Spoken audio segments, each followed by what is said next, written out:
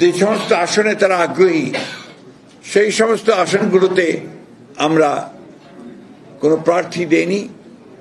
আমরা আশা করছি যে তারা তাদের নাম ঘোষণা করবেন। আমরা আলোচনার মাধ্যমে সেগুলো আরো আপনাকে আমরা চূড়ান্ত করব। 16 বছর পরে আগামী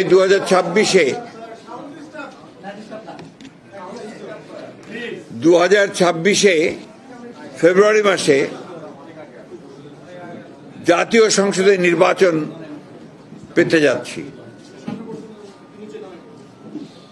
আমরা বাংলাদেশ জাতীয়তাবাদী দলের পক্ষ থেকে,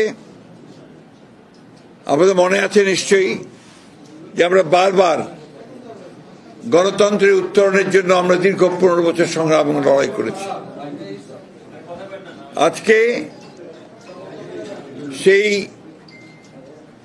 গণতন্ত্রের উত্তরণের যে পথ, সেই পথকে আরো সুগম করার জন্য এবং আগামী আসন্ন নির্বাচনে অংশগ্রহণের জন্য বাংলাদেশ জাতীয়তাবাদী দল আমরা ইতিমধ্যেই আমাদের সকল ইউনিট সারা দেশে আমরা কাজ শুরু করেছি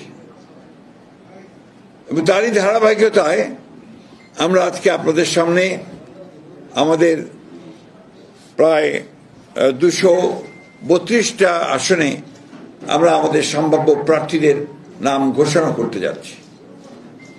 এখানে আমরা বিশেষভাবে উল্লেখ করতে চাই যে আমাদের সঙ্গে যারা যুগপৎ আন্দোলন করেছেন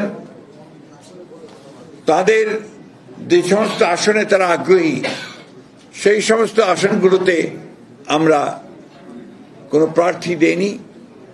আমরা আশা করছি যে তারা তাদের নাম ঘোষণা করবেন। আমরা আলোচনার মাধ্যমে সেগুলো আরো আপনাকে আমরা চূড়ান্ত করব এবং এটা আমি আবারও বলছি যে এটা হচ্ছে আমাদের সম্ভাব্য প্রার্থী তালিকা 232টি আসনের জন্য। এর মধ্যেও কিন্তু পরিবর্তন হতে পারে। আপনার বিশেষ করে আমাদের যুগপৎ আন্দোলনে যারা শরিক দলগুলো আছেন তাদের সঙ্গে আলোচনার ভিত্তিতে আমরা এই পরিবর্তনগুলো আনতে পারি, অথবা যদি স্ট্যান্ডিং কমিটি মনে করে, পার্লামেন্টারি বোর্ড মনে করে তারা কোনো আসনে পরিবর্তন আনবেন, সেটা নিঃসন্দেহে যে নিয়মগুলো আছে সেই নিয়মগুলো মেনে আমরা সেইভাবে আপনার পরিবর্তন নিয়ে আসবো। এই কথাগুলো খুব পরিষ্কার করে বলতে চাই। তবে এই যে প্রার্থী তালিকা আমরা দিচ্ছি, সম্ভাব্য প্রার্থী তালিকা, এটাকেই ধরে নিতে হবে যে আমাদের সবচেয়ে অ্যাপ্রোপ্রিয়েট প্রার্থী তালিকা।